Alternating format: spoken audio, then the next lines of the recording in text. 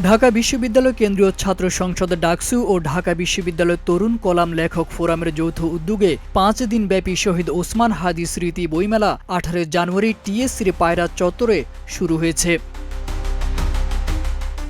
ঢাকা বিশ্ববিদ্যালয়ের উপাচার্য অধ্যাপক ডক্টর নিয়াজ আহমদ খান এই বইমেলার উদ্বোধন করেন। অরোরা স্পেশালাইজড হসপিটাল লিমিটেডের সহযোগিতায় এই মেলার আয়োজন করা হয়েছে।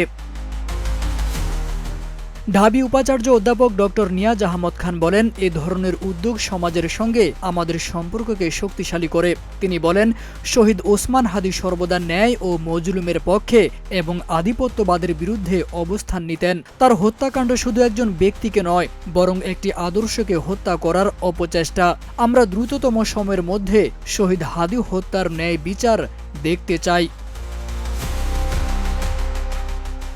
ডাকসুর ভিপি সাদিক কায়েমের সভাপতিত্বে উদ্বোধনী অনুষ্ঠানে অন্যান্যদের মধ্যে বক্তব্য রাখেন অরোরা স্পেশালাইজড হসপিটাল লিমিটেডের ডাক্তার মোহাম্মদ মাহফুজুর রহমান এবং ডাকসুর মুক্তিযুদ্ধ ও গণতান্ত্রিক আন্দোলন সম্পাদক এবং ইনকিলাব মঞ্চের ঢাকা বিশ্ববিদ্যালয় শাখার আহ্বায়ক ফাতেমা তাসনিমে ঝুমা।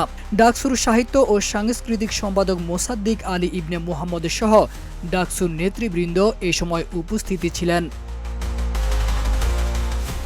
22টি প্রকাশনা সংস্থার স্টল নিয়ে সাজানো হয়েছে শহীদ ওসমান হাদি স্মৃতি বইমেলা। 18 থেকে 22 জানুয়ারি পর্যন্ত এই বইমেলা চলবে। প্রতিদিন সকাল 9টা থেকে রাত 9টা পর্যন্ত মেলা সবার জন্য উন্মুক্ত থাকবে। তারেক আজিজ খান, প্রজন্ম 24।